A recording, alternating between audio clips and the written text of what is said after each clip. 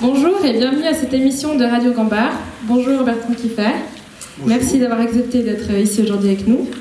Le cours de français et ainsi que Radio Gambard ont fait une collaboration pour cette émission à la suite de la lecture du livre Réparer les vivants de Maëlys de Kerangal. Au programme aujourd'hui, nous débuterons avec une présentation de vous, Bertrand Kiffer, pour ensuite parler de votre travail et les différentes branches qu'il touche. Nous parlerons tout au long de cette émission de la thématique du don d'organes et nous aurons droit à un témoignage d'une personne transplantée du cœur. Nous terminerons sur un question-réponse et je précise que toutes les questions qui viennent au cours de cette émission pourront être posées à la fin de l'émission. Et je tiens également aussi à préciser que les questions ont été préparées par les élèves de la classe 3F4, 3F5 et la 4B1 du collège de Gambard. Concernant le sommaire de l'émission, nous traiterons en premier le cœur à cœur et parlerons donc de vous, Bertrand Kiffer, de votre travail ainsi que le rapport entre l'éthique, la religion et la médecine. Au cœur du sujet sera aujourd'hui le don d'organes, pour poursuivre avec une femme de cœur, Anne-Laure Chalvetter, ayant subi une transplantation cardiaque. Puis, pour en avoir le cœur un peu plus net, nous traiterons les questions du consentement prisonnier à l'aide d'un micro-trottoir et vos réactions à vous, pour en finir à cœur ouvert sur les questions du public. Bonjour à toutes et à tous, bonjour à vous, Bertrand Kiffer, bienvenue à Fribourg, bienvenue au collège de Gambard. Vous êtes né en 1955. Cette année, Rosa Parks décide de réagir pour un monde plus juste. En même temps qu'Albert Einstein s'en va, on annonce officiellement l'efficacité d'un vaccin contre la poliomyélite et on découvre l'effet de l'immunosuppresseur, traitement qui, je le rappelle, possède un rôle primordial dans le don d'organes puisqu'il permet d'éviter le rejet des greffons lors d'une transplantation. Croire à la symbolique des dates peut paraître un peu ésotérique ou farfelu, mais nous pouvons nous empêcher de penser que votre année de naissance vous prédestinait vers le monde de la médecine. Aujourd'hui, rédacteur en chef de la Revue médicale suisse, directeur des éditions scientifiques, médecine et hygiène, et fondateur du site planetsanté.ch, on peut dire qu'en tout cas, vous nous poussez à y voir une belle coïncidence. Vous êtes donc journaliste, éditeur et chroniqueur, mais vous ne vous arrêtez pas là, puisque vous êtes aussi médecin, bioéthicien, théologien, et vous avez même été prêtre. Un parcours qui peut paraître surprenant pour certains, mais qui relie en filigrane une question qui vous tient particulièrement à cœur et que vous excellez à transmettre à travers vos revues et vos interventions médiatiques, celle de l'éthique. Si nous vous avons invité ici à l'Aula du Collège de Gambard, c'est parce qu'entre les murs de l'école se sont accumulées de nombreuses questions sur la thématique spécifique du don d'organes. Ces interrogations se sont construites à la suite de la lecture du roman de Maëlys de Kerangal, Réparer les vivants. Paru en 2014, ce récit puissant raconte une transplantation cardiaque d'un jeune adolescent sous de nombreux angles. Si nous vous avons fait appel à vous aujourd'hui, c'est pour mieux comprendre ce qui se joue dans ce type de situation entre médecine, philosophie éthique, culture ou théologie. Et qui de mieux que vous, Monsieur Kiffer, pour nous aider à nous poser les bonnes questions. Alors, Monsieur Kiffer, que pensez-vous de ce portrait ? Waouh! Eh ben, tout d'abord, merci aux deux journalistes collégiennes. Et puis, c'était pas du tout prévu qu'on m'interroge ou qu'on me fasse mon portrait ou quoi que ce soit de ce genre. Alors, voilà, c'est typique de ce genre de rendez-vous. Hein, on arrive. Ce que je pense de ce portrait, est-ce que c'est moi? J'en sais rien. Moi, j'ai l'impression d'avoir été un collégien comme vous et puis que la vie s'est passée comme ça, à chercher un peu du sens et à m'interroger, à essayer d'être libre, à essayer de ne pas être un peu intranquille dans la vie, de ne pas me laisser enfoncer dans une seule piste. Voilà. Mais sinon, merci pour le portrait. Et vous êtes très très bonnes les deux, franchement. On sent des bonnes journalistes en herbe. Alors, comme nous l'a dit Amélie précédemment, nous allons commencer par la rubrique Cœur à cœur, en commençant par parler un peu de vous. Alors, premièrement, qu'aimez-vous dans votre métier? Tout, j'aime, mais avant tout les rapports humains et comment dirait la langue, le langage comme ce qui permet d'exprimer ce qu'il y a de plus riche en chacun de nous, et de plus riche dans le monde. Et c'est tellement mystérieux le langage. Je dois dire que le sens qui émerge de la langue, pour moi, reste un immense mystère. Alors c'est vraiment ça que j'aime. Très bien. Et vous êtes passé de la théologie à la médecine, parcours un peu surprenant. En quoi ces deux domaines partagent-ils des points communs ou diffèrent-ils? J'ai commencé par la médecine, et après j'ai fait la théologie ici à Fribourg. Et c'est à la fois très différent, mais on parlait tout à l'heure avec votre recteur de l'ethnologie. Dans les origines de l'humanité, la médecine et la religion étaient très liées. Hein. Les premiers hommes ont construit des tombes, ont imaginé des rites, des symboles, en révolte à la souffrance, la maladie, la mort, pour trouver un sens aussi à ceux qui étaient morts. Et donc la démarche était très proche pendant très longtemps. Et je ne dis pas que j'ai vécu ça comme ça, j'ai fait la médecine parce que j'avais aussi envie de comprendre ce que c'était qu'un humain, et après j'ai fait la théologie parce que j'avais envie de comprendre ce que c'était que Dieu et ce qu'on appelait Dieu. Mais oui, je pense quand même que ça a un certain lien, mais pas forcément. Mais disons, c'est quand même un même intérêt pour quelque chose d'assez mystérieux, d'assez insondable, et qui nous dépasse pratiquement, qu'on soit religieux ou pas d'ailleurs. Hein. C'est qu'est-ce que c'est que la vie, qu'est-ce que c'est que la mort, et cette révolte qu'on a contre la maladie, la mort. Vous avez dit que donc vous avez une formation de théologien, de médecin, mais encore de journaliste et un peu d'entrepreneur. Comment vous pouvez concilier tous ces domaines dans une posture éthique cohérente? Est-ce que il vous arrive de vous sentir parfois perdu ou... J'aimerais bien avoir une éthique cohérente, mais c'est quasi impossible. En tout cas, moi, j'essaie d'avoir une vision éthique et puis de la renouveler, de la mettre en cause, parce qu'il n'y a pas une éthique permanente. Hein. Moi, je suis après avoir passé énormément de temps dans la commission nationale d'éthique, dans toutes sortes de commissions d'éthique, je suis encore dans des commissions d'éthique, je suis de plus en plus sceptique sur le côté institutionnel de l'éthique, le stempel qu'on met, c'est éthique. L'éthique, c'est avant tout une attention à la vulnérabilité, une attention à ce qu'il y a de vulnérable en chacun et aux gens vulnérables. C'est ça l'éthique. Et ce n'est pas juste un corpus de valeurs théoriques. Et en ce sens, je ne suis pas très bon, hein, mais c'est vraiment quelque chose qui m'intéresse comme démarche humaine et puis qui est très lié. Il n'y a pas d'éthique sans valeurs. Et les valeurs, c'est quoi? Et d'où ça sort, les valeurs? C'est pas facile de dire hein, de nos jours. Mais je trouve qu'on ne peut pas faire société si on n'a pas de valeurs. Enfin, tout ça est intéressant, je trouve. Alors, si on reste un peu dans l'éthique, comme vous nous le racontez, selon vous, qu'est-ce qui représente une éthique saine dans la médecine? Ou quels sont les grands principes de l'éthique médicale? Alors, vous savez, il y a ce qu'on appelle le mantra de Georgetown, qui est une espèce de catéchisme qui met en tout premier l'autonomie, et après la bienfaisance, la non-malfaisance, c'est-à-dire on ne doit pas faire de mal en faisant de la médecine, et enfin la justice distributive, hein, d'une certaine façon la solidarité. C'est un peu les 4 principes. Mais l'éthique, c'est bien au-delà de tout ça, justement. Il ne faut pas se réfugier dans tout ça. C'est toujours, enfin c'est pas toujours, mais c'est très souvent des cas très complexes dans lesquels il faut essayer. Moi je dirais globalement c'est une démarche d'humanisation et qui doit faire attention à ce que le monde ne se déshumanise pas, à ce que les attitudes ne se déshumanisent pas, c'est-à-dire prendre au sérieux ce qu'il y a de fragile en l'humain d'abord, parce que c'est ça qui est délicat. Mais c'est ce qu'il y a de fragile en l'humain, pas seulement les humains fragiles, mais nous-mêmes, humanité, on pourrait disparaître. On pourrait disparaître non seulement parce qu'à faire des conneries sans cesse avec l'environnement, enfin, on pourrait disparaître bêtement comme espèce, mais on pourrait aussi disparaître parce qu'on ne se bat plus pour ce qui fait qu'on est des humains, c'est-à-dire quelque chose qui nous place quand même dans une situation assez extraordinaire, hein, d'exigence aussi vis-à-vis de nous-mêmes. On peut simplement imaginer des humains qui finissent par obéir aux robots, à se robotiser, en restant biologiquement ce qu'ils sont, mais vous savez, on est déjà tellement dominé d'une certaine façon par la logique informatique, la logique de nos portables, etc. Donc l'éthique, c'est une mise en avant des valeurs et de la délicatesse de l'humain.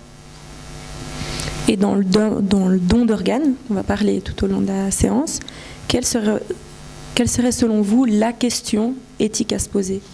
Il y a 2 grandes questions. C'est la question justement de la justice distributive, si vous voulez, hein, donc de la solidarité, de donner des organes, justement donner pour sauver des vies. Et l'autre question, c'est l'autonomie. C'est-à-dire, j'ai le droit sur mon corps, Moi, je suis quelqu'un d'un peu critique par rapport à une éthique trop axée sur l'autonomie, qui d'ailleurs fait un peu le pendant d'une société néolibérale, pour qui l'idéal, c'est l'individu consommateur sacralisé, hein, qui a tous les droits, qui a de compte à rendre à personne sinon à lui-même. Et il y a quelque chose de très étrange par rapport à l'autonomie dans le don d'organes, c'est qu'on fait comme si la personne était encore vivante au moment où se fait le don d'organes, au moment où il y a l'explantation qui est faite à partir du cadavre. Or, la personne qui est autonome n'est plus là à ce moment-là. Donc, il y a quelque chose d'une autonomie qui se manifeste sur le cadavre. Mais est-ce que c'est encore nous, le cadavre? On pourra revenir sur ce sujet. Mais c'est les deux grands critères éthiques en jeu. Très bien. Alors, merci beaucoup d'avoir répondu et nous avoir éclairé un peu sur tout ce domaine éthique et sur votre parcours qui nous a beaucoup intrigués. Je vous passe maintenant la parole à Amélie. Passons maintenant au cœur du sujet. La médecine de transplantation est une discipline assez jeune, puisqu'elle a commencé autour des années 1900. Quels sont, selon vous, les grands succès de cette pratique et que faut-il encore améliorer dans ce domaine? Bon, les grands succès, oui, ça a été vraiment les greffes de reins. Il ne faut pas oublier que les reins, c'est le premier organe greffé. Ça concerne beaucoup de monde, pas mal de jeunes aussi. Hein. Je ne serais pas étonné que dans cette salle, il y ait un jeune dialysé ou qui soit greffé de reins. Et puis, il y a eu les très gros, comme vous l'avez dit, hein, ça a été vraiment la découverte des médicaments qui suppriment le rejet, qui a permis vraiment l'essor des greffes, hein, donc à peu près, en gros, dans les années 60. Hein. Et là, ensuite, on s'est mis à greffer de plus en plus d'organes qui posent chacun des problèmes différents. Hein. La greffe de cœur, ça a été le plus grand moment au niveau symbolique, parce que c'est d'ailleurs très bien dit dans le roman, hein, Réparer les vivants, le cœur, c'est dans notre culture et dans notre langage même, c'est très important le cœur. C'est ce qu'on a de plus précieux et c'est attaché à cet organe. Donc voilà, le jour où on a réussi à faire une transplantation de cœur, c'était très important. Tous les premiers transplantés sont morts. Il faut voir quand même qu'il y a eu des conditions héroïques autour des transplantations. Hein. Ça a été vraiment... Et maintenant, on arrive à des survies vraiment, vraiment extraordinaires avec les reins, avec les cœurs aussi. Il y a beaucoup aussi de transplantations des poumons. Vous savez, par exemple, la mucoviscidose qui touche aussi des jeunes, hein, parce que ça apparaît assez vite, les problèmes de la mucoviscidose sont encore passablement traités. On attend maintenant des vrais progrès, mais passablement traités par greffe de poumon. C'est pas de la tarte, hein, le poumon. Et puis il y a toutes sortes d'autres organes. Bon, il y a le foie aussi qui est très important, qui a été un des plus complexes à réaliser. C'est très complexe à anastomoser le foie, faire les petites sutures des artères, des vaisseaux biliaires, enfin, etc. C'est vraiment un travail extrêmement précis. C'est pour ça que c'est de la médecine de haute précision. Et puis, il y a toutes sortes d'autres choses qu'on peut greffer. Il est aussi question dans le roman des cornets. Hein. Je crois que les parents refusent la greffe de cornets. Il y a beaucoup de gens qui ont besoin de cornets. Et c'est aussi, l'air de rien, la cornée, c'est aussi un organe symboliquement investi. Parce que l'œil, le cœur, l'œil, c'est des choses qui nous sont auxquelles on est beaucoup attachés. Bon, la cornée, c'est pas l'œil, c'est pas l'iris, c'est pas ce qui donne la couleur et la personnalité de l'œil, c'est tout transparent, la cornée. Mais c'est pas du tout logique, hein, ces attachements à différentes choses. Voilà, je veux pas... Merci. En parlant justement... Et puis encore des greffes de cellules, maintenant, enfin, on peut faire des greffes de moelle dans les leucémies, enfin, il y a toutes sortes de greffes de tissus qui ne sont pas des organes, hein, mais il y a toutes sortes de greffes. Ouais. Et de bras, de visage, etc. Et en parlant justement de transplantation cardiaque, il y a beaucoup d'histoires farfelues qui courent sur Internet à propos des receveurs d'organes qui ressentiraient les choses différemment. Qu'en pensez-vous? Je ne dirais pas que c'est farfelu. Je dirais pas. Je dirais que c'est tellement étrange d'être greffé que quelqu'un meurt et que de cette mort, que vous êtes en attente de greffe, vous attendez toujours ce téléphone. Et en Suisse, on ne donne pas le nom du donneur. Hein. Il y a des pays où on le donne.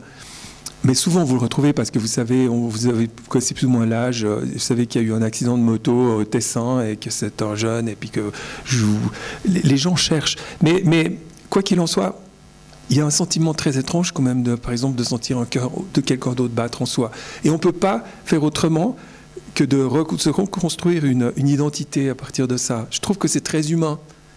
on n'est pas juste des systèmes rationnels qui disent « c'est un cœur, on m'a transféré un organe étranger ». Non, on a besoin. Et en fait, ça met une espèce de responsabilité. Je vis avec un cœur qui me permet de revivre des choses. Je dois quelque chose à quelqu'un, j'ai presque besoin justement de faire quelque chose de ma vie. Enfin, ça, je trouve que c'est vraiment important. On a entendu des histoires comme quoi une personne, elle a donné son cœur et la receveuse a ressenti, elle a ressenti quelque chose en voyant un proche de cette personne décédée, justement. Est-ce que c'est physiquement possible ou est-ce que c'est juste un peu des histoires pour embêter? Non, mais là, il n'y a pas de physique, c'est sûr. Il n'y a rien de physique là-dedans. Et c'est la personne qui se crée ça, mais on est tous en train de se créer des imaginaires, et c'est pas si mal parfois de se créer des imaginaires. Je pense que ça crée une proximité d'ailleurs de la part de la famille du donneur et de la part de la personne greffée. Ça crée des liens, ça s'est vu à pas mal de reprises, ouais. Mais évidemment, il n'y a rien de physique. C'est quand même un cœur qui est d'une certaine façon, en tant que tel, interchangeable. Mais nous, les humains, on n'est pas interchangeables. Donc, il est quand même issu d'une histoire. Et on construit des histoires. En médecine, on se rend compte que c'est très important. On a tous une histoire de notre vie, une histoire de nos maladies. On a besoin d'intégrer ce qui nous arrive dans cette histoire, de la construire. Et c'est bien. C'est ça qui nous fait être humains. Le cœur, comme on l'a vu dans le livre, est un organe qui est très chargé symboliquement, notamment pour les religions, qui ont parfois de la peine à accepter cette notion de mort cérébrale. Est-ce que vous pensez qu'il faudrait que les autorités religieuses acceptent officiellement ce critère de mort? Alors, c'est le cas pour pas mal de religions. C'est le cas pour pas mal de religions, dont la religion catholique, la plupart des chrétiens, les musulmans aussi, les juifs aussi. Il y a quelques religions aussi au Japon où ça peut faire problème. Enfin, il y a des systèmes religieux, on pourrait dire. Mais en gros, maintenant, c'est bien passé. Mais les autorités religieuses, c'est une chose. Puis après, il y a d'autres... Il y a des constructions. D'une certaine façon, on vit... Je ne veux pas prolonger trop, mais on vit une drôle d'époque parce que pour les gens, une fois qu'on est mort... je ne parle même pas de la vie après la mort, parce que dans les religions, on croit à une vie après la mort, mais le corps, c'est une dépouille, c'est pratiquement plus rien. Les gens d'ailleurs disent, je ne sais pas si je veux me faire inhumer ou incinérer. Mais donc, se dire, mon corps, je m'en fous. Et pourquoi cet attachement à dire, ah non, mais je ne veux pas qu'on me prenne un organe pour sauver la vie de quelqu'un d'autre? C'est quand même quelque chose de très étrange, alors qu'on n'est plus là. Et c'est pour ça que je trouve que ce n'est pas une autonomie au sens classique, de dire vous avez le droit de choisir si vous voulez qu'on vous fasse ça ou ça, qu'on vous opère ainsi ou qu'on vous opère, parce que là c'est vous êtes vivant, c'est pour votre existence. Mais là l'autonomie est différente, c'est pour votre dépouille. Et puis il y a les proches qui interviennent. Mais les religions, ce qui est très important, on l'a vu, c'est que les gens qui discutent avec les familles soient au courant des religions, parce que souvent, par exemple chez nous, on les voit, les familles très catholiques, les familles d'immigrés disent « ah non, non, mais c'est pas permis » et tout. Et c'est important qu'il y ait tout de suite des gens qui disent « non, non, mais voilà les documents, et non, non, c'est permis », et même qui ont un début de discours théologique, pour dire « même si vous croyez à la résurrection des corps, c'est pas la résurrection du corps là ». C'est pas ça la résurrection des corps. Celui qui se fait écrabouiller par une voiture, il ne va pas ressusciter avec son vrai corps écrabouillé. Celui qui est handicapé, qui est né sans bras, il ne va pas ressusciter sans bras. C'est un autre corps. Donc, tout d'un coup, il faut faire de la théologie même, mais c'est important. Et puis en parlant justement de ces décisions de faire le don d'organes, comment se fait-il selon vous que les femmes sont plus nombreuses aujourd'hui à faire don de leurs organes que les hommes? Est-ce que vous avez une explication ou comment est-ce qu'on pourrait changer justement cette situation? Alors là, j'ai pas d'explication, j'ai peut-être des hypothèses. Les femmes, à mon avis, sont plus généreuses. Elles donnent la vie, elles ont peut-être plus aussi ce sentiment-là, hein, d'avoir une responsabilité que les hommes qui ont plus tendance à un certain autocentrement.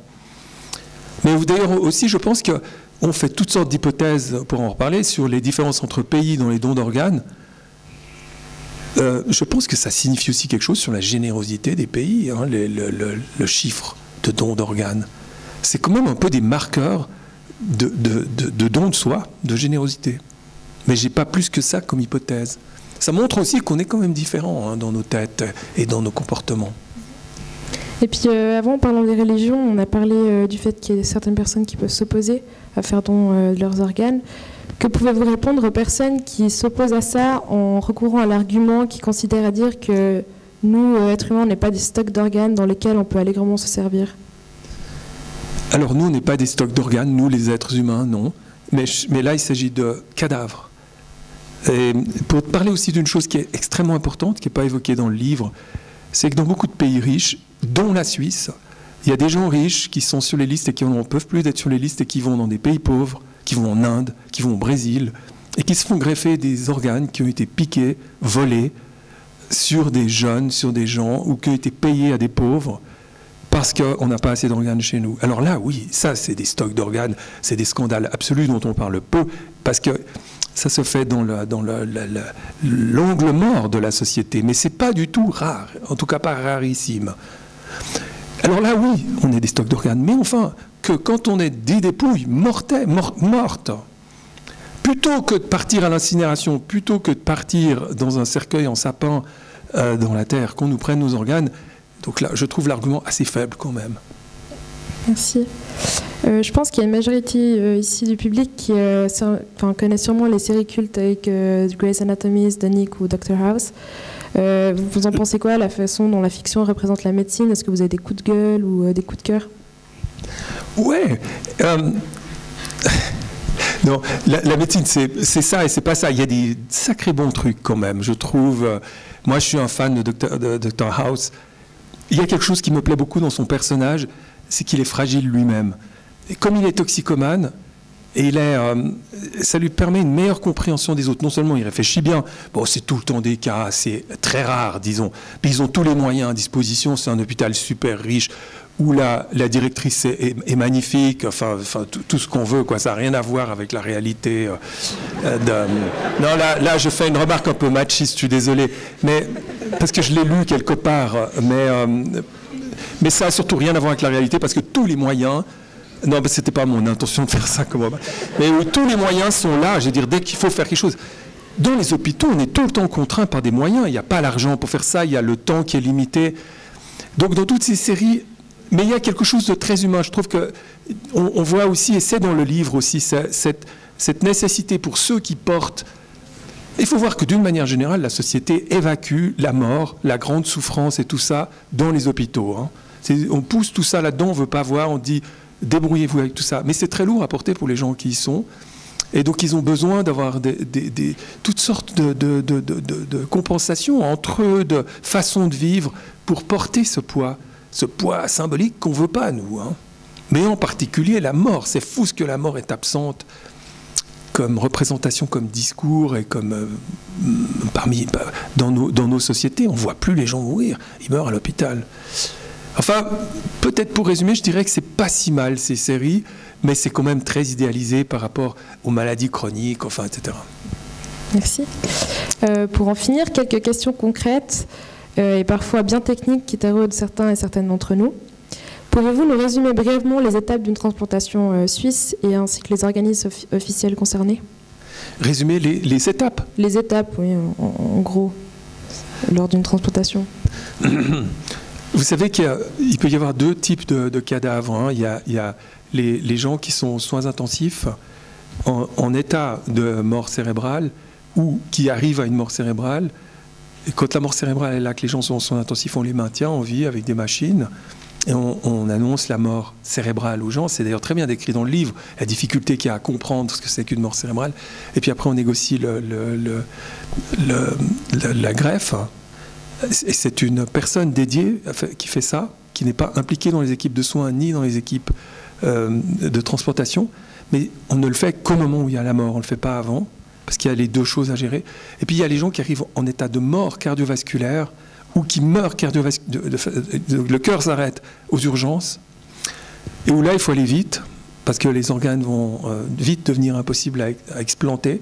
Et il s'agit d'annoncer aux parents, enfin aux proches, aux proches disons, ou de voir s'il y a eu autorisation ou pas, consentement ou pas, la mort et la prise d'organes.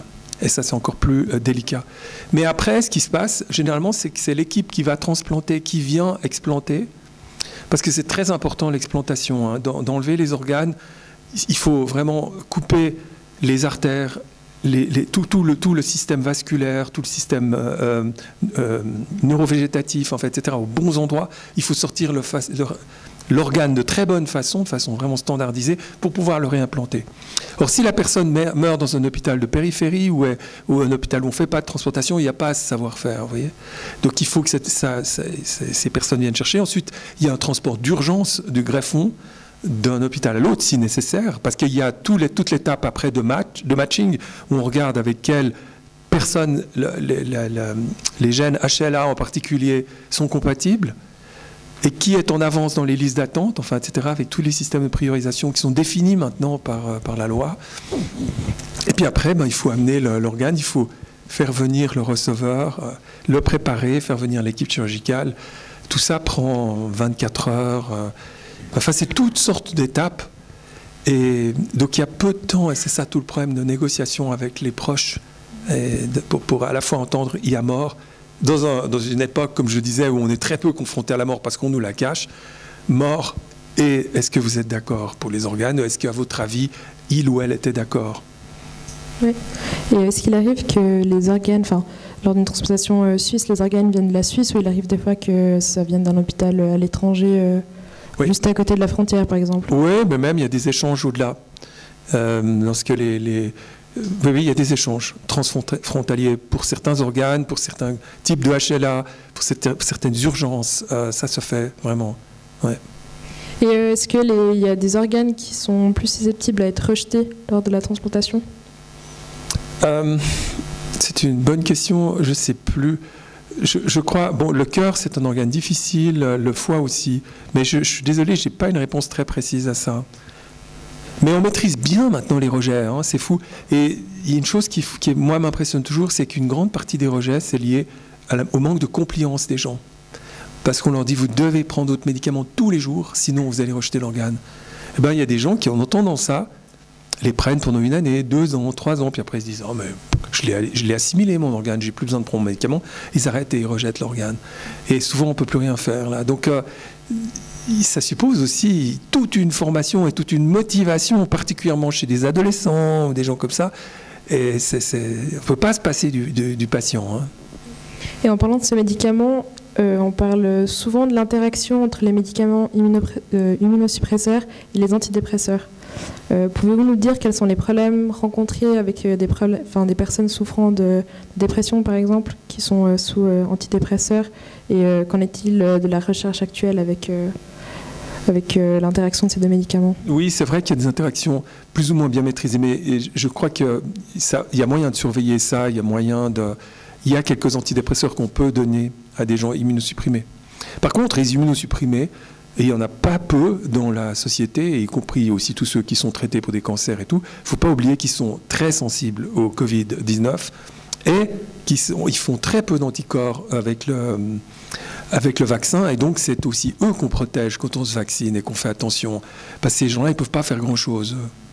Et ils sont très vulnérables. Donc on a des vulnérables parmi nous, d'où ça ajoute une responsabilité par rapport au Covid.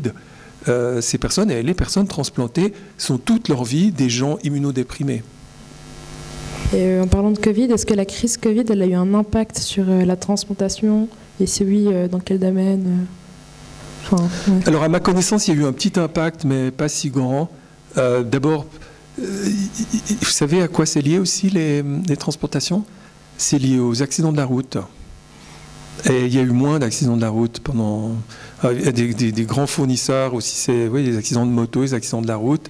Donc il y a eu une baisse à un moment, mais je crois que ça n'a pas eu énormément d'impact. Hein. Il y a des opérations qui ont été repoussées, mais les transplantations, non. C'est quand même dans le top des opérations qu'on garde, même si... Et après, c'est des gens qui doivent aller aux soins intensifs, d'où l'importance de garder des places aux soins intensifs, qui ne soient pas que des places Covid.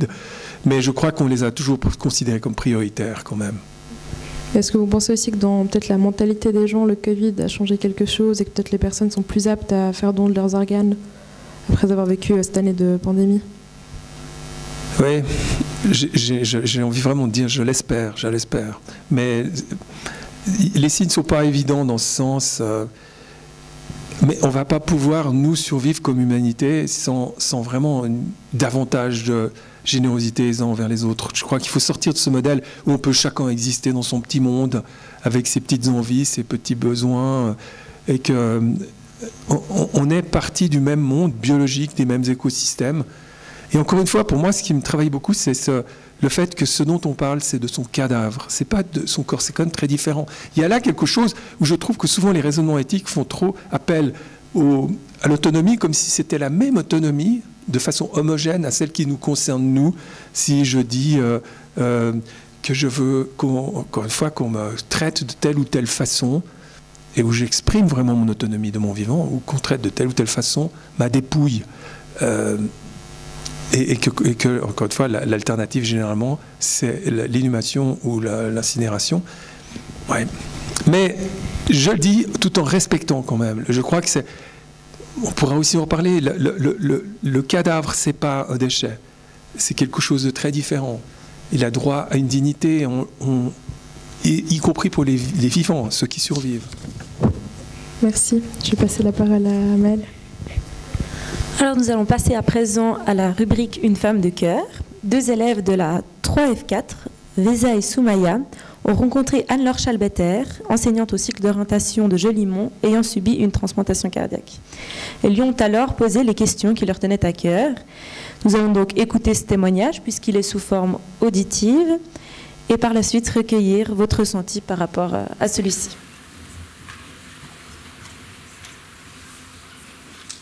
Bonjour Madame Chalbetter, nous sommes étudiantes en 3e année au Collège de Gambart et travaillons actuellement le roman Réparer le vivant de Mélisse de Carangal dans le cadre du cours de français. Ce roman raconte une transplantation cardiaque et si ce texte nous permet de nous familiariser avec le domaine du don d'organes, il s'attarde peu sur la vie de la personne transplantée. Il était donc important pour nous d'avoir le témoignage d'une personne ayant subi une transplantation comme vous. Merci beaucoup de nous accorder cet entretien.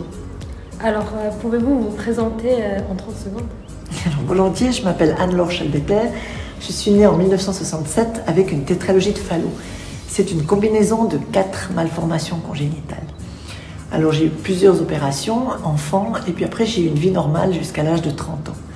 Je suis enseignante dans un cycle d'orientation, et puis j'ai fondé une famille avec un enfant adopté. Et en 2007, j'ai reçu une transplantation cardiaque. Aujourd'hui, je dois dire que je profite à fond de la vie. Quelles étaient vos peurs et vos espoirs concernant cette opération ? Alors moi, j'avais peur parce que je ne connaissais pas de femmes greffées. Je savais aussi que la première année, 10% meurent d'un rejet massif. Après 10 ans, on n'est plus que 70% à avoir survécu à la greffe.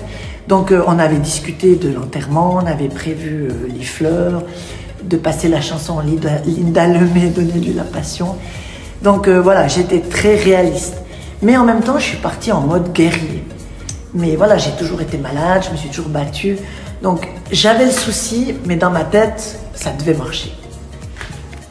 Et puis, avez-vous été sujette, suite à l'opération, à des questionnements identitaires en relation avec votre nouveau cœur ?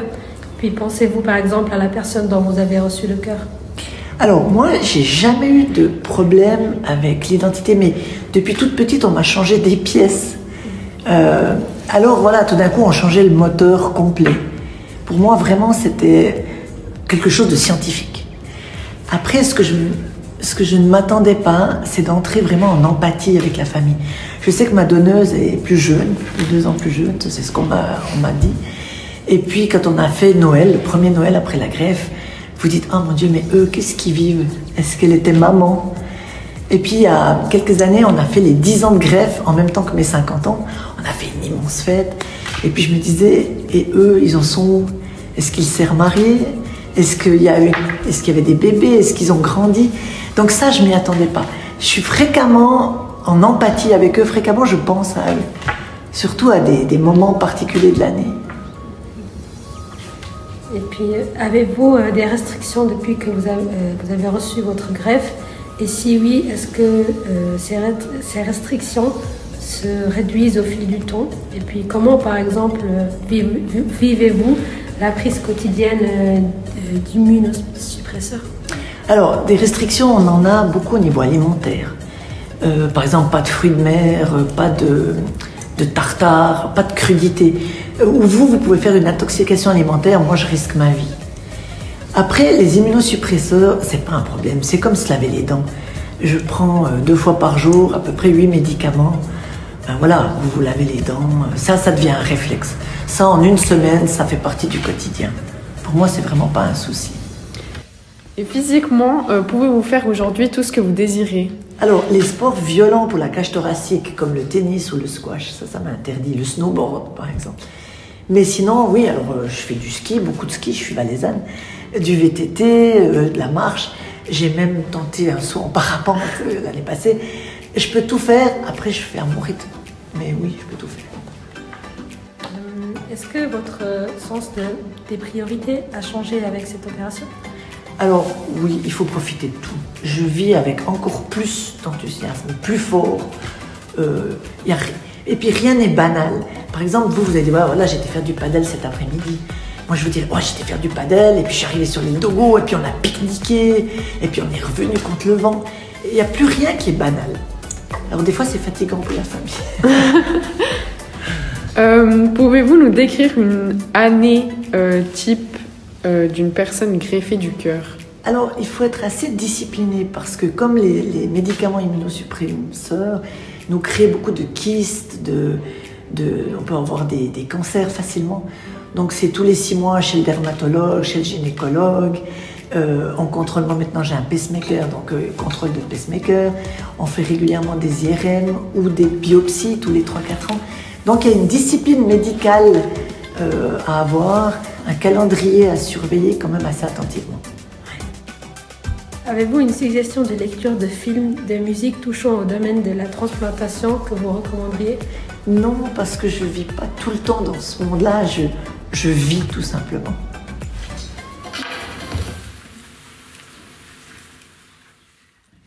Alors merci beaucoup merci à Vessa et Soumaya. Et suite à ce témoignage particulièrement riche, quelles sont vos réactions, monsieur?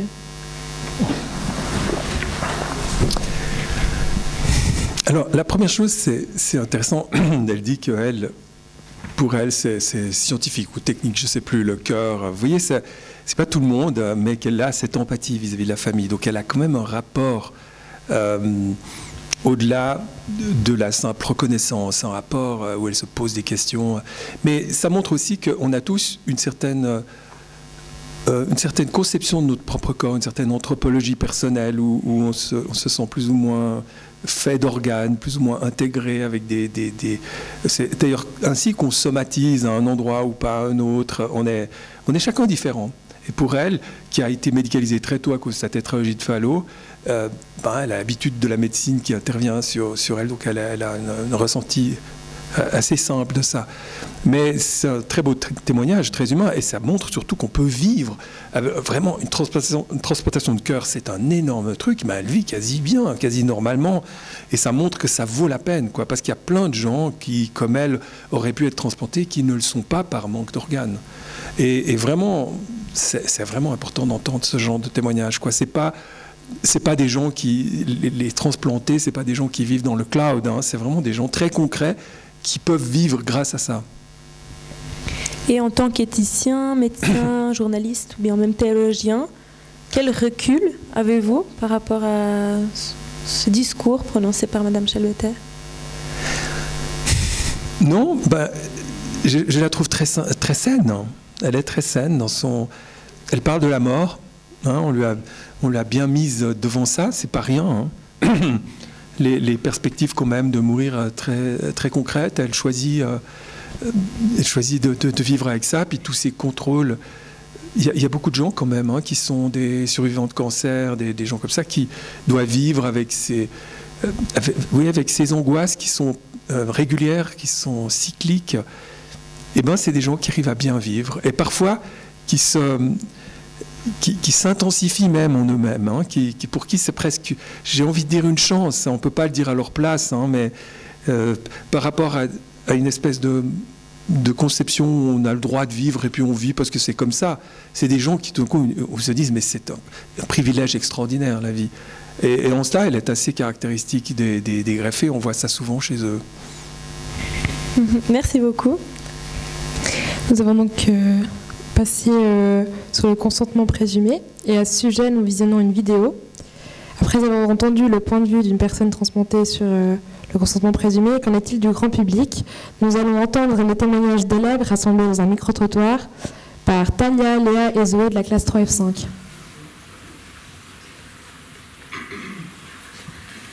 Bonjour à toutes et à tous. Aujourd'hui, on se retrouve pour un micro-trottoir afin de parler du consentement présumé et du don d'organes. Pour le moment, la loi en vigueur, c'est le consentement explicite qui implique qu'une personne décédée ne peut donner ses organes uniquement s'il y a consenti de son vivant. En 2023, la loi qui entrera en vigueur est le consentement présumé, qui, quant à lui, part du principe que si la personne décède ne s'y est jamais opposée de son vivant, elle est donneuse. Honnêtement, moi je suis pour parce que quand t'es mort déjà, s'il te plaît, un minimum de non-égoïsme. Et puis il y a souvent des gens qui ont besoin justement de dons d'organes parce qu'ils ont un cœur défectueux ou quoi. Et puis c'est pas comme si c'était à chaque coin de trottoir d'avoir un nouveau cœur pour quelqu'un. Il y a beaucoup de gens qui meurent parce qu'ils trouvent pas d'organes. C'est vrai que c'est un peu délicat de faire ce choix. Et puis là, du coup, avec ce consentement présumé, du coup ça pousse peut-être plus de personnes à accepter, parce que je pense sur le fond les personnes ont envie, mais en même temps il y a un peu cette peur ça renvoie à la mort, à son intégrité, etc. Donc je pense que c'est une bonne chose. Moi je compte parce que pas que je donnerais pas mes organes, mais j'estime qu'on ne prend pas les organes d'un mort en présumant qu'il était d'accord.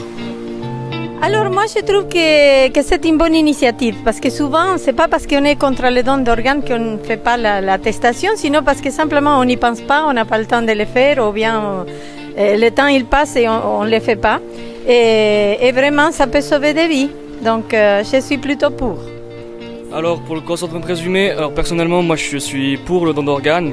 Mais je pense que le consentement présumé, c'est pas tellement une bonne chose parce que même si une personne ne précise pas qu'elle ne veut pas donner ses organes, ce serait quand même mieux que la personne en question ne soit pas obligée de donner ses organes après sa mort.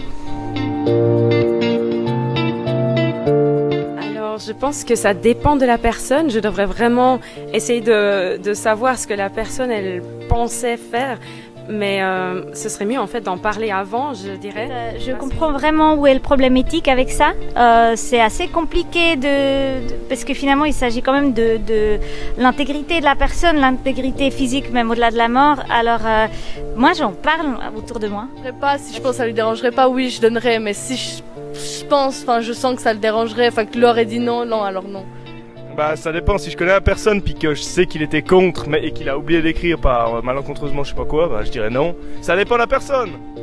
Alors je pense plutôt altruiste aussi comme moi, si ça peut sauver un enfant, une autre personne qui attend déjà longtemps sur ce précieux.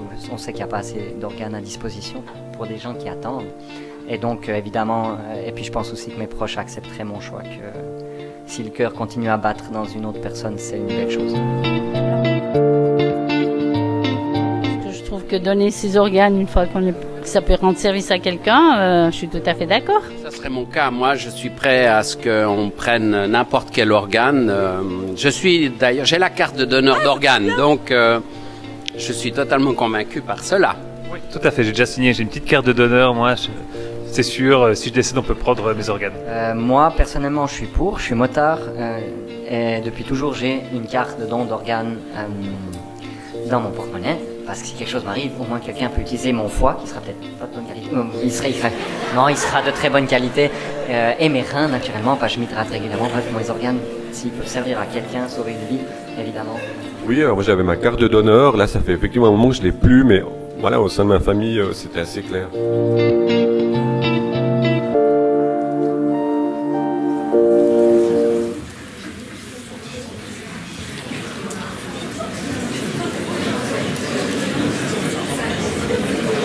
Alors, merci à Taïla, Léa et Zoé pour ce micro-trottoir très intéressant et de bonne qualité surtout. Monsieur Kiefer, que pensez-vous de ce micro-trottoir et de cette majorité pour?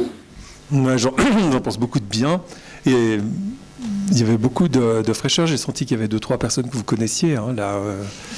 Mais d'abord, il y en a quand même 2 ou 3 qui font la confusion, qui vraiment, on a l'impression que c'est vivants qui vont donner leurs organes, hein, mais c'est mort que les organes sont pris. Il faut voir aussi, alors, lorsque j'étais à la Commission nationale d'éthique, on a fait le premier document, la Commission nationale d'éthique vient de ressortir un nouveau document sur le don d'organes, mais ce document, d'ailleurs moi j'étais plutôt dans la minorité qui était en faveur du consentement implicite, mais le document dit c'est pas la peine de passer au consentement implicite, ça nous avait été demandé par le Conseil fédéral, ce rapport, parce qu'au fond si on regarde l'ensemble des pays, on voit que des pays européens, pour se comparer à eux, on voit que ça n'a pratiquement pas de lien, le consentement explicite versus le consentement implicite, avec les pourcentages de dons qu'on voit dans la population. Ce n'est pas vraiment lié, il n'y a pas une corrélation simple. Et même lorsqu'il y a le passage de l'un à l'autre, on ne voit pas non plus toujours une amélioration. Ce qui est vraiment important, c'est une culture de générosité, une culture du don d'organes.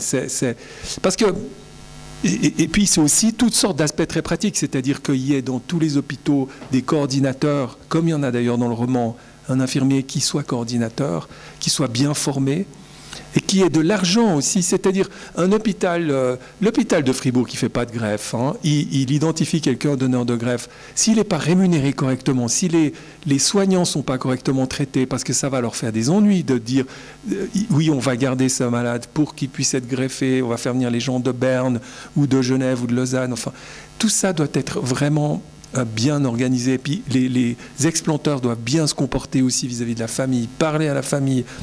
Et c'est tout cet ensemble-là qui compte. Mais cela dit, je crois que c'est important de passer au consentement implicite parce que vraiment c'est un signe de l'État, de la collectivité sur le fait qu'on est donneur de base. Mais en même temps, il faut que tout le monde s'exprime.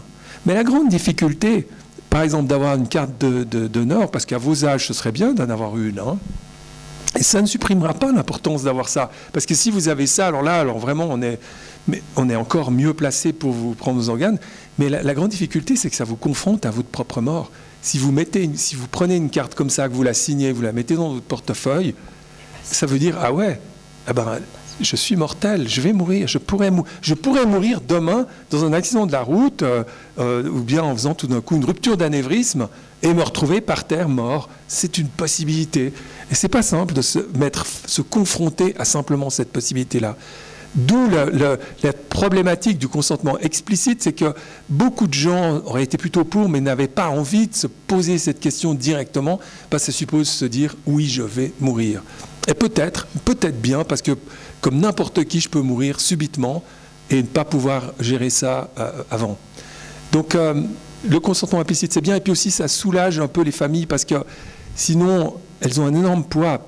Puis, après, avec un peu de distance, elles seraient plus en faveur du don d'organes. Mais quand on vous dit, ah, votre enfant est mort, votre enfant, mais je veux dire, votre enfant bien plus jeune que vous, est-ce que vous êtes d'accord de donner les organes? Vous voyez, et vous, comme dans le roman de Malice, là, est-ce que vous êtes d'accord de donner les organes? Puis vous voyez cet enfant qui a l'air d'être vivant encore, hein. Donc il y a quelque chose qui est extrêmement dur à vivre dans la représentation des corps, de qui est en train de partir, de la mort et tout. Il faut vraiment que les gens comprennent que la personne est morte, il faut prendre le temps d'expliquer, que ce soit compris. Mais la mort cérébrale, tout le monde n'a pas bien compris. Il y a des gens qui veulent... Vous voyez à quel point on est dans une époque où les gens ne veulent pas croire les évidences scientifiques, hein. Eh bien, il y a des familles à qui vous dites « mais il est mort ou elle est morte » et puis qui vous disent « mais regardez, il respire » ou « regardez, il bouge encore ou elle bouge encore ». C'est vraiment pas simple. Et du coup, ça facilite un peu de dire « mais écoutez, on vous demande simplement de nous dire qu'il ne s'y est pas opposé de son vivant. Est-ce que vous y opposez? Mais de son vivant, c'est pas opposé. Et donc, ça suffit de nous dire « non, il m'a jamais dit qu'il voulait s'opposer à ça ». C'est pas la même chose que la famille doit dire oui, il était en faveur de ça, parce que la famille doit pas seulement, avant même de s'exprimer elle-même, elle doit surtout dire ce qu'elle pense qu'aurait pensé la personne. Moi, j'aurais une question à titre personnel. Moi, je suis pour le consentement présumé, mais c'est vrai que je me suis posé la question de si c'était pire de prendre des organes d'une personne qui a peut-être pas eu le temps de réfléchir à ça, ou peut-être ne pas savoir qu'elle voulait faire don de ses organes et ne pas les prendre.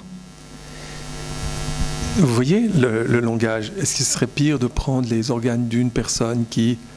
Mais cette personne, elle est morte au moment où on lui prend les organes.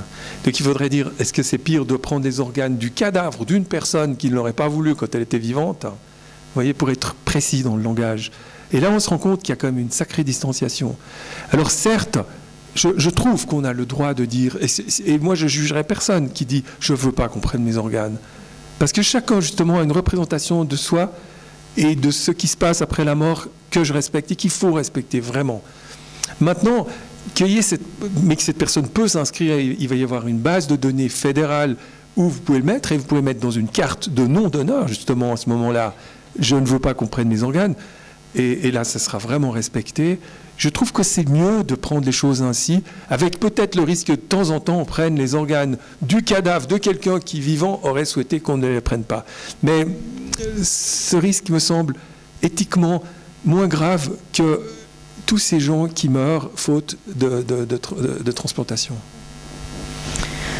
Vous avez parlé précédemment de générosité.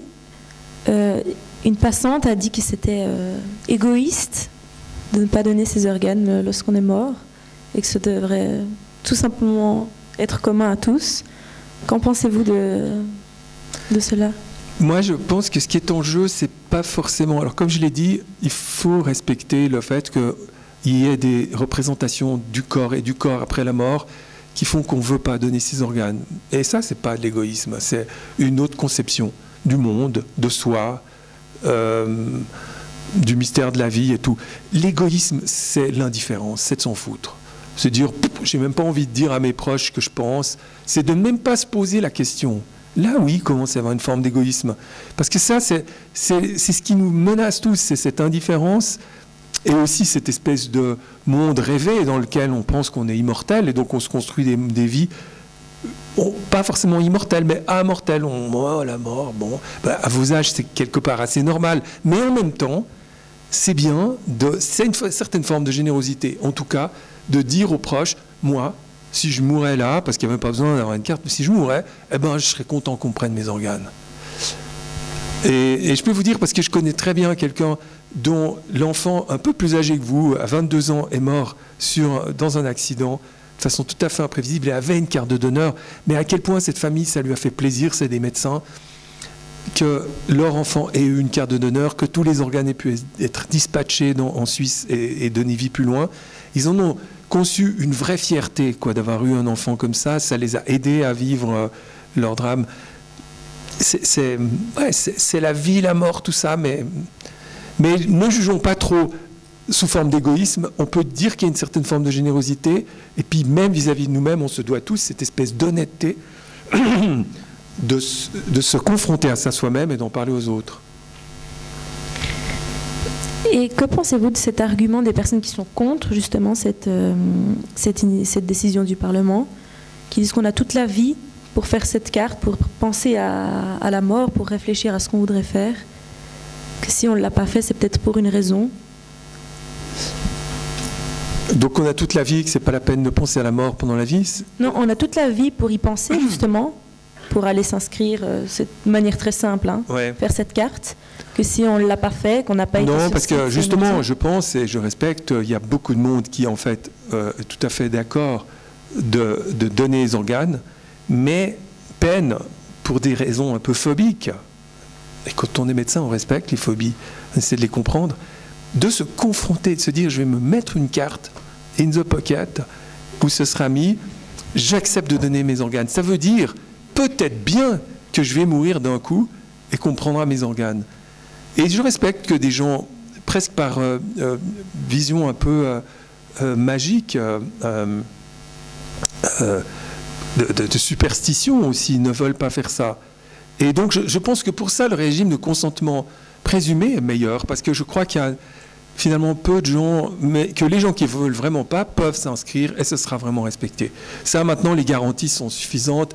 Tous les centres chez nous qui font des transplantations, des explantations, etc., consulteront ce centre, cette base de données avant d'entamer des démarches. Donc ce sera très efficace. Ça, c'est ma vision. Alors si j'ai bien compris votre vision, vous êtes pour ce consentement présumé?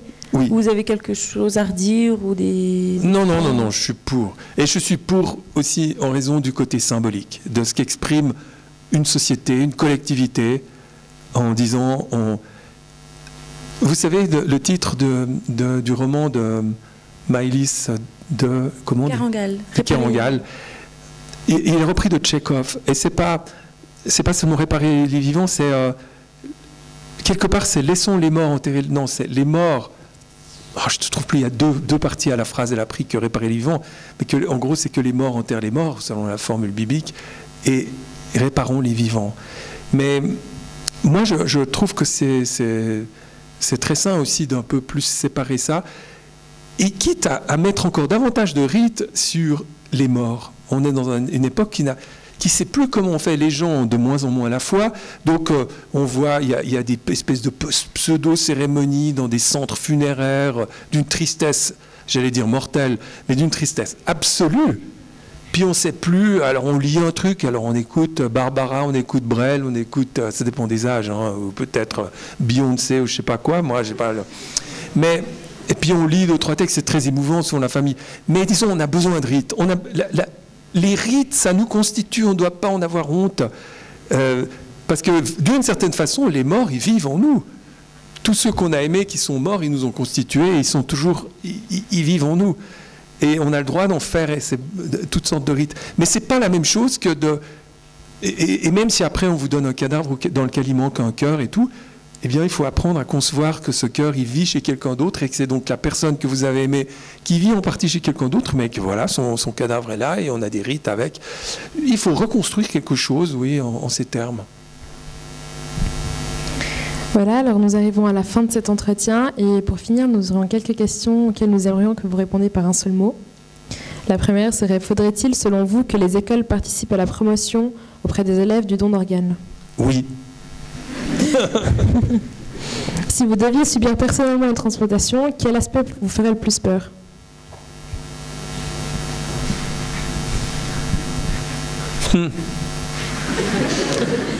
La mort, peut-être l'agonie, parce que ça peut être difficile, hein, la mort qui survient en transplantation. Ouais, j'ai fait plus qu'un mot.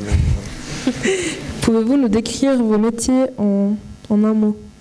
Mon métier? Vos métiers, oui. Éthicien, médecin, journaliste.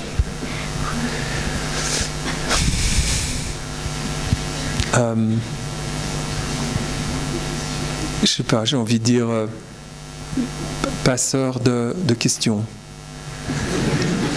ou poseur de questions. Ouais. Et quel est votre héros ou héroïne de la vie réelle? Mon Nemo? Héros ou héroïne de la vie réelle? Waouh! Alors ça, c'est une colle. Hein. Je suis à un âge...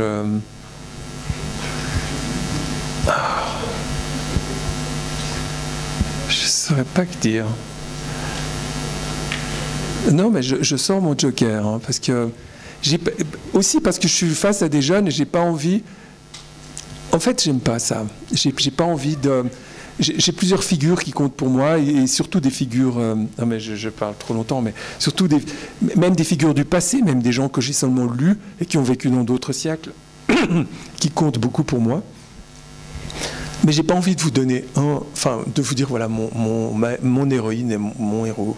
Enfin bon, mais allez, Greta Thunberg, voilà. Merci. Et quel est le mot que vous aimez le plus? Le mot que vous aimez le plus? Aimer.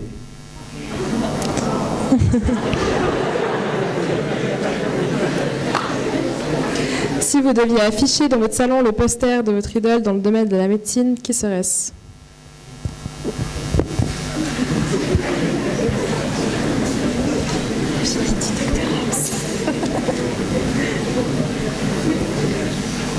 C'est marrant, hein, j'ai de la peine aussi là.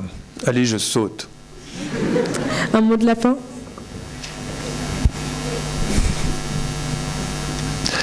Je suis assez ému d'être là. Alors merci beaucoup à vous, M. Kiefer.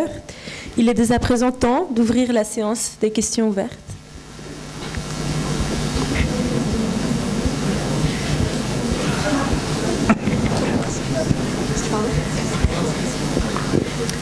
J'aurais juste une question par rapport aux dons présumés.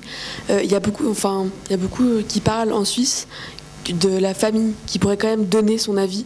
Vous en pensez quoi par rapport à ça? Mais j'ai pas compris par rapport au consentement présumé. Oui. Alors, vous savez qu'en Suisse, il y a le Conseil fédéral et le Parlement qui ont été, disons, d'abord il y a une initiative qui a été lancée en faveur du consentement présumé. Et le Conseil fédéral et le Parlement ont fait un contre-projet. Finalement, l'initiative a été retirée. Et maintenant, là, il y a un référendum qui est en train d'essayer de se constituer. À ma connaissance, ils n'ont pas encore les voix pour poser le référendum, mais je ne sais pas où ils en sont. Mais l'initiative, elle était pour un consentement présumé au sens strict. C'est-à-dire, on ne demande pas aux familles. Si quelqu'un ne s'est pas opposé de son vivant et n'a pas mis son nom sur une base de données, n'est pas exprimé vraiment clairement, y compris sur, mais surtout sur une base de données, n'est pas exprimé son refus, la famille, en gros, on ne lui demande pas son avis. Et ce qui est maintenant prévu par la loi, le contre-projet du Conseil fédéral et du Parlement, c'est un consentement présumé au sens large. Et dans le sens large, on demande l'avis des proches, de la famille et des proches. Mais ce qui est demandé à la famille et aux proches, c'est pas leur avis. Hein. C'est est-ce qu'à leur connaissance, le défunt se serait opposé. Mais s'ils disent à notre connaissance, ils se seraient opposés, ou bien si vraiment ils s'opposent, eux, on ne fait pas la transplantation. C'est comme ça dans les pays. En fait, c'est extrêmement difficile de faire une transplantation, même si tout l'appareil juridique est en faveur, contre l'avis des proches. Il y a une telle violence qui est infligée aux proches qu'on le voit dans les pays qui pratiquent un consentement présumé, un consentement présumé strict, au sens strict. Malgré tout, on ne respecte pas vraiment le sens strict parce que quand les proches s'opposent vraiment, on ne va pas au-delà. Il y aurait là une violence qu'il faudrait presque assumer policièrement, d'une certaine façon, qu'on ne veut pas faire, et je trouve bien.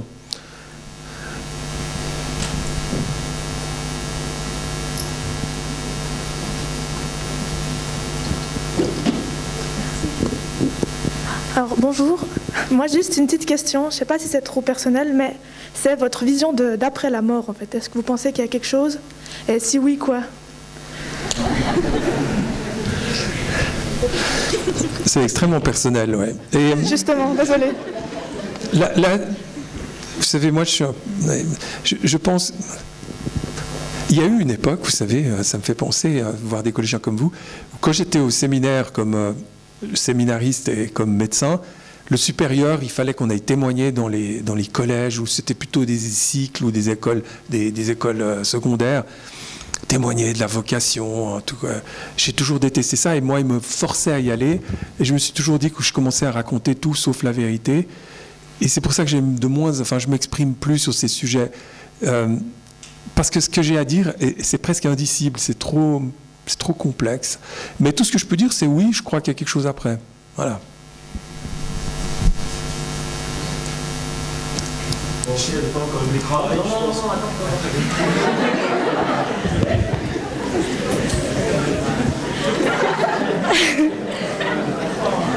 Je peux parler moi? J'ai vu qu'il y avait des transplantations d'organes d'animaux qui avaient commencé à se faire. Vous en pensez quoi? C'est faisable? Alors, ça s'appelle les xénogreffes. Hein, xénos, ça veut dire d'autres espèces. Oui, c'est probablement un des avenirs de la transplantation. En particulier des organes de porcs humanisés. On les humanise, les porcs, on transforme leur génome, on les bricole génétiquement pour qu'ils expriment plus certains antigènes propres à l'espèce et qui sont très immunogènes, donc qui provoquent une très grosse réaction de rejet. Mais il reste un problème qui, pour le moment, est insoluble. C'est le problème des rétrovirus. C'est que dans les cellules animales, il y a des rétrovirus. Vous savez, maintenant, à un moment, on banalisait les virus. Ben, maintenant, on se rend compte que... Et certains virus peuvent ressortir de ces cellules animales et pourraient infecter des corps d'organes de personnes qui ont été transplantées avec des organes animaux, et du coup se transmettre à la population générale. Et ça, c'est une très grande peur. En fait, c'est assez au point, disons, je dirais, on serait au point, en particulier pour le rein, avec des organes de porc humanisés, mais on ne le fait pas pour des raisons de rétrovirus. Et je ne sais pas si on trouvera une fois une solution. Hein. C'est redoutable comme problème, ça. Le surgissement de virus imprévus dans l'espèce humaine via des transplantations. Voilà. Des organes, par contre, reconstitués à partir de cellules souches humaines. Vous savez, on fait des organoïdes maintenant, il y a beaucoup de recherches là-dessus. D'abord, il y a les transplantations de cellules. On fait des transplantations. Et il y a les transplantations, vous savez, de moelle osseuse dans les leucémies, où on grille complètement la moelle et on transplante des cellules qui recolonisent la moelle de la part d'un donneur. Ça, c'est très courant, ça sauve beaucoup de monde. Avec d'ailleurs souvent des réactions du greffon contre l'autre, c'est-à-dire on met des greffons qui sont des personnes pas tout à fait compatibles. Comme ça, les cellules qu'on transplante vont encore tuer les dernières cellules tumorales de la leucémie qui restent. C'est très spécifique, c'est très extraordinaire comme truc. Mais ça marche dans bien des cas, pas toujours. Mais aussi, on est en train d'essayer de constituer des organes à partir de cellules souches qu'on aide à se différencier en cellules spécifiques d'un organe pour pouvoir transplanter ça. Et ces cellules auraient été prises à la personne qui a besoin d'être transplantée, donc parfaitement compatibles. Beaucoup de recherches là-dessus, mais pour le moment, on est quand même assez loin d'une vraie émergence clinique de ces organes artificiels à partir de cellules souches. J'ai bien aimé le symbole comme quand vous mettez la main sur la poche pour souligner la carte de donneur. Sauf que Swiss Transfer, ils ont arrêté de faire cette carte. Donc, est-ce qu'il y a une explication pour ça? Est-ce que c'est plutôt pour pas que les gens sont confrontés à, comme vous l'avez dit, qu'on est tous mortels, ou bien il y a d'autres explications? Alors, je n'étais pas au courant, mais bon, il y a d'autres institutions qui font ces cartes. Hein, et puis, ces cartes, c'est rien du tout. Vous pouvez la faire vous-même. Hein. Vous notez sur un bout de papier. Quand vous arrivez aux urgences, on vous fouille le porte-monnaie quand même. Hein. Le smartphone, c'est plus difficile. Mais le porte-monnaie, justement, est la moindre petite carte où vous mettez votre intention, signée, datée, signée, c'est valable. Hein. J'accepte de donner tous mes organes à ma mort. Mais bon, puisqu'on va entrer dans le régime du consentement présumé, très probablement, ça change. Mais oui, quoi qu'il en soit, encore une fois, exprimer sa volonté, ça suppose se confronter à la possibilité de mourir précocement, donc de mourir autrement que de mourir de vieillesse. Donc, il faut quand même l'assumer. Il y a aussi un système qui part sur une application de smartphone, mais c'est plus compliqué, plutôt... je ne sais plus exactement comment ça marche, mais parce que c'est un des problèmes aux urgences, on ne peut pas accéder forcément à votre smartphone. Ouais. Mais donc là, on a besoin d'être pour le moment assez papier. Mais je ne sais pas vers quoi on va, mais ça va être certainement de plus en plus des bases de données dans lesquelles il faudra inscrire sa volonté, surtout si on veut s'opposer.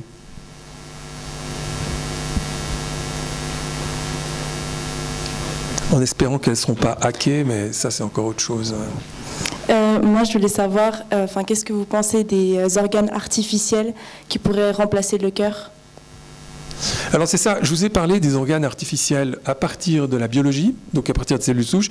Et puis, alors, il y a tout le monde des organes artificiels technologiques, et particulièrement pour le cœur. Hein, parce que le cœur, lui, ce qu'on lui demande quand on le remplace, c'est sa fonction physique. Hein, c'est de pousser le liquide sanguin plus loin. Alors, il y a toutes sortes de cœurs artificiels. Hein. Il y a beaucoup de projets, il y en a qui sont implantés.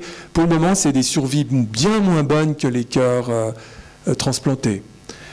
Et généralement, ça suppose une batterie extérieure parce qu'il faut beaucoup d'énergie pour faire battre un cœur. Un des gros problèmes aussi des pompes, c'est qu'elles brisent les globules rouges. Ça fait une hémolyse. Donc, on se retrouve avec de l'hémoglobine dans le sang, de l'hémoglobine libre en dehors des globules rouges. Ça finit par boucher les reins, par faire toutes sortes de problèmes. Donc, ces cœurs artificiels n'arrivent absolument pas à la hauteur d'un simple cœur greffé naturel. C'est tellement incroyable. Mais la question du cœur donc est un peu à part, puisque c'est un organe qui exerce une fonction physique de propulsion du liquide sanguin. Maintenant, faire un foie artificiel, faire un rein artificiel, pour le moment, on n'en est pas capable. Donc le rein artificiel, c'est la dialyse. Et les gens qu'on n'arrive pas à greffer se retrouvent en dialyse. Alors, vous savez, la dialyse parentérale, enfin, c'est lourd, c'est très lourd. C'est 3 demi-journées par semaine au moins, parfois plus, dans des centres où on vous pique, on vous fait des ponctions très longues avec une épuration extracorporelle. Il y a toutes sortes de problèmes. Il y a aussi une immunosuppression, une immunodépression qui se fait à cette occasion-là. Enfin, c'est lourd. Il y a des jeunes de votre âge, et je pense qu'il y en a 1 ou 2 dans cette salle qui sont là-dedans. Donc, oui, je pense. Je ne sais pas quels sont les chiffres exacts, mais c'est bien possible. C'est lourd, c'est vraiment lourd. Donc la greffe dans ce cadre-là arrive vraiment comme une bénédiction, un retour à la vie normale. On peut aussi faire des greffes, des dialyses péritonéales, mais c'est presque aussi compliqué. Ça a des avantages et des inconvénients. Ça coûte très cher la dialyse aussi. Hein. Donc le rein, pour le moment, on est totalement incapable de faire un organe artificiel qu'on mettrait à la place du rein et qui ferait le travail chimique que fait le rein. C'est hallucinant. Non, mais il faut voir quand même que notre propre biologie nous reste quand même hors de portée en beaucoup de ces aspects. Et je ne vous parle pas du foie, le nombre de fonctions que pratique le foie, de détoxification, de production de protéines. Il produit toutes les protéines sanguines qui assurent l'osmolarité du sang, toutes sortes de contrôles. Enfin, le foie, c'est une usine chimique extrêmement complexe, et on a alors des années-lumière de savoir remplacer ça par une machine. Je sais que dans la société, c'est une minorité, mais je me demandais pour les personnes sous curatelle ou qui souffrent de pathologie mentale, à partir de quand elles peuvent ou pas décider de leur consentement pour le don d'organes? Oui, c'est une bonne question. C'est une bonne question. Les personnes sous curatelle, c'est pas en éthique forcément des personnes qui n'ont pas leur capacité de discernement. Hein. C'est au niveau juridique que ces personnes n'ont pas la capacité de se gérer elles-mêmes et on les met sous tutelle ou sous curatelle. Hein. C'est au niveau juridique. En éthique médicale, vous devez considérer la personne pour elle-même.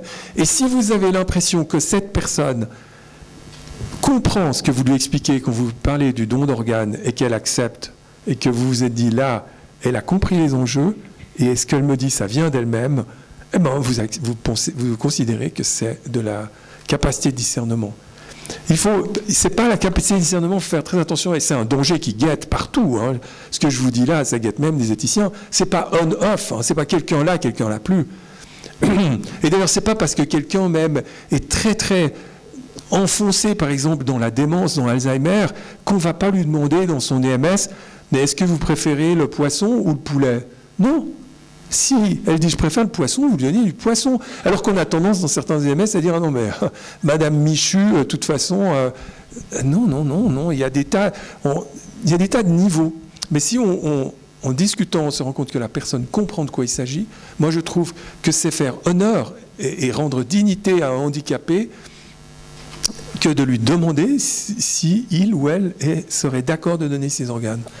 Je trouve que c'est lui faire droit à sa dignité.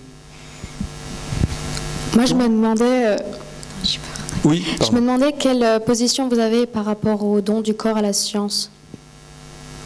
Ah ben, c'est la même chose pour moi. Alors vraiment, don du corps après la mort, c'est du même ordre.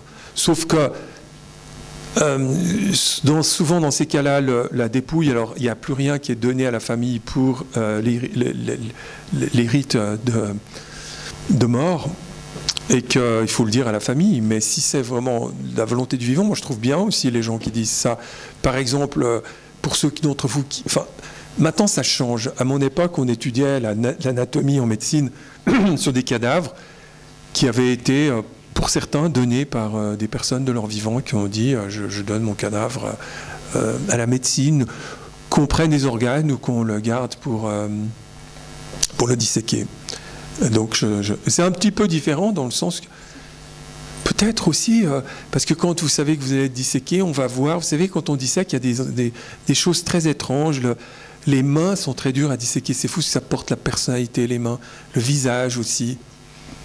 Alors que les parties génitales sont presque moins impliquées par la personne. Vous voyez, on s'en rend vraiment compte en disséquant. Moi, j'ai été pendant une année assistant en dissection, alors j'ai disséqué un certain nombre de corps après pour être assistant, et ça me frappait beaucoup les mains. La personnalisation des mains, par exemple, et évidemment les visages. Enfin, tout ça pour dire qu'à mon avis, c'est le même genre. Ça suppose le même genre d'autorisation, mais ce n'est pas concerné, par contre, par la loi du consentement présumé. Le consentement présumé, c'est pour des greffes d'organes donnés à des gens qui en ont besoin pour survivre.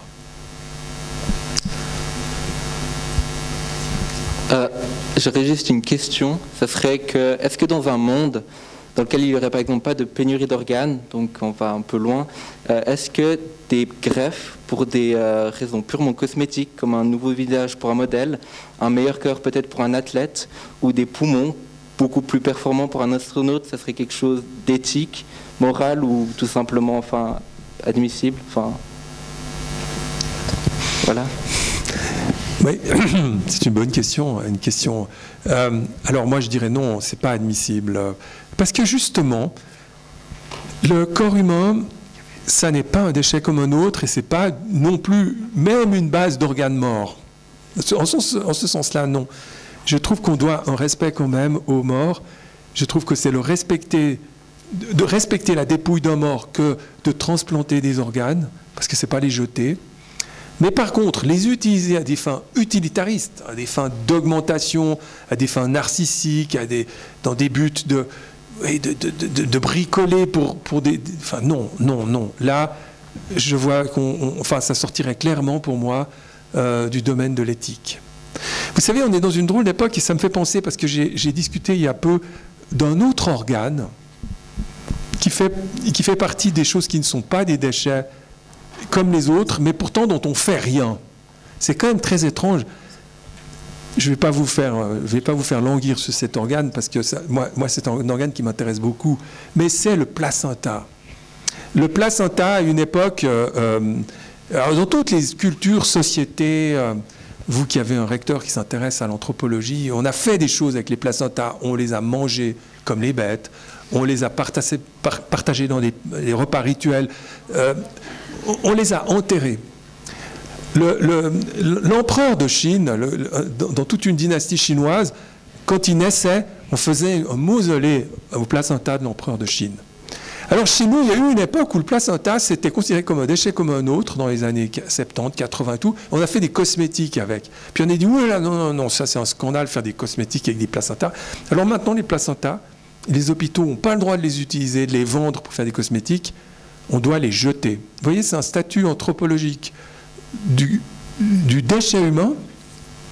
Et c'est la même chose d'ailleurs si on vous ampute d'un bras et tout. On n'a pas le droit de l'utiliser, mais on doit le jeter et l'incinérer. Enfin, c'est très intéressant aussi de faire une anthropologie de l'humain, de ses rapports avec le non-humain qui a été humain, qui est de la dépouille. Voilà, je vous parle du placenta parce que c'est aussi quelque chose d'étrange. Hein. Je me dirais que ça n'a pas grand-chose à voir, mais... Est-ce qu'actuellement, en Suisse ou à l'étranger, il y a encore beaucoup de transplantations qui ne peuvent pas avoir lieu parce que les personnes ne sont pas d'accord ou c'est une minorité quand même? Oui, non, alors c'est quand même encore un problème très aigu. Hein. Il y a des listes d'attente et avec beaucoup de gens qui meurent faute d'organes reçus. Et aussi, l'autre gros problème, il n'y a pas seulement les morts, c'est que les gens sont trop longtemps en liste d'attente. Souvent, on n'a aucun intérêt à garder quelqu'un qui doit être transplanté du cœur ou du poumon ou du rein en liste d'attente trop longtemps parce que l'état se dégrade et au moment où on fait la transplantation, la personne est beaucoup plus dégradée, donc avec un moins bon pronostic. Mais on a dû attendre parce qu'il n'y avait pas assez d'organes. Et puis c'est très très lourd pour ces personnes d'attendre des années parfois, dans des conditions de vie misérables, ce don. Donc vraiment, on manque d'organes, ça c'est sûr. Et je ne dis pas, dans 10 ans, peut-être qu'on n'aura plus besoin de transplantation, parce qu'on aura trouvé des choses.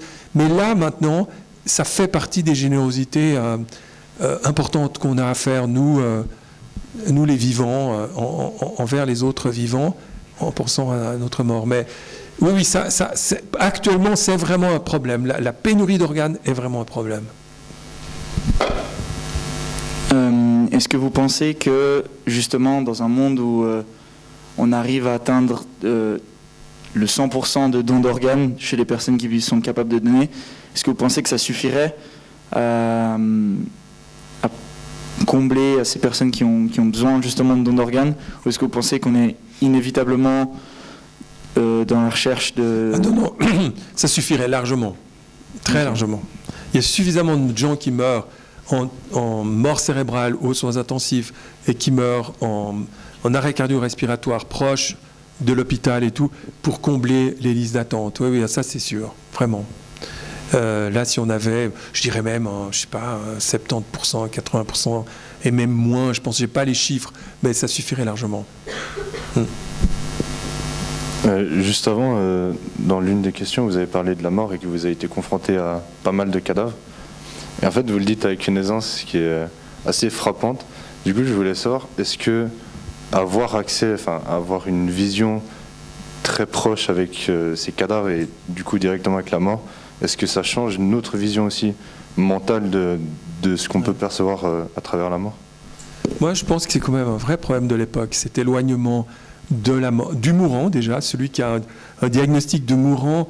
Comme il n'y a plus de discours à tenir face à un mourant, celui qui est dans une phase terminale de cancer, il y a un peu encore, un copain m'a dit, il voulait aller voir un copain commun qui est en train de mourir, puis il me dit, mais qu'est-ce que je vais lui dire? J'ai dit, mais sois toi-même, tu lui dis ce que tu as à lui dire, mais il n'y a rien à dire de particulier sauf avec toi-même. Mais je veux dire, on est tellement loin du mourant, qui est déjà, lui, est exclu.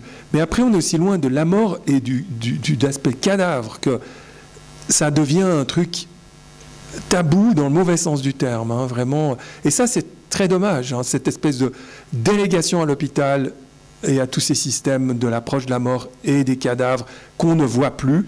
Autrefois, on voyait des cercueils ouverts dans les églises ici à Fribourg, mais ça, c'est aussi en train de disparaître. Donc, il n'y a plus. On les voit à la télévision, dans ce monde virtuel, mais ça, c'est un vrai problème. Et je pense que c'est en défaveur du don d'organes. Parce que si on côtoie un peu des cadavres, je crois qu'on gagne plutôt du respect. C'est pas qu'on se désensibilise. Il y a toujours un mystère dans un cadavre, mais vraiment quelque chose qui paraît comme mystère. Et en même temps, on le voit se décomposer, on le voit... ça le démystifie en même temps. Mais ça ne peut être que positif, moi, je crois. Hein. On devrait vous faire circuler un cadavre une fois par an ici. Vous puissiez tous voir, sentir. Vous savez, il y a un système d'odeur. Voilà une idée pour le collège. Hein. Je dis. Bah, tu peux le chercher. Je suis désolée pour les dernières questions, on est obligé d'arrêter là, niveau timing. Je remercie tout le monde pour votre participation. Je remercie particulièrement Vessa, Soumaya, Taïla, Léa et Zoé pour le micro-trottoir et puis le témoignage. Et particulièrement vous, Monsieur Kiffer. Merci pour toutes vos réponses. Moi, j'ai oublié vos deux prénoms, mais je vous remercie vraiment. Vous êtes vraiment très bonne. J'ai eu beaucoup de plaisir. Ouais. Merci beaucoup. Juste là.